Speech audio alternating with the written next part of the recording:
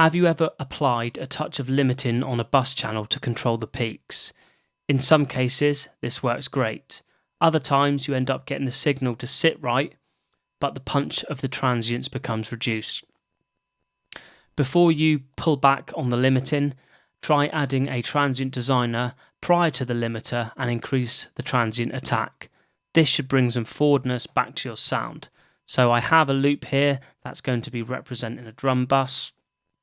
I've got some limiting applied to it, and I've put a transient master before the limiter in the signal chain. As I increase the attack here, you'll be able to hear some forwardness return into the loop. Let's have a listen.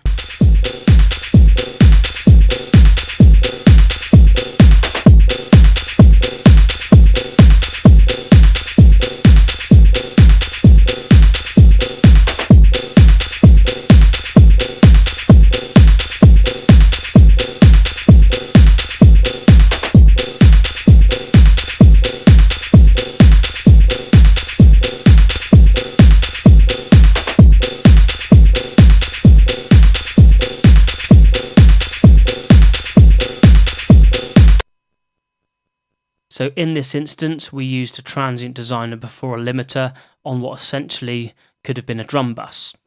So in what other instances would you find a transient designer useful? Please share your thoughts with us in the comments below. Thanks for watching.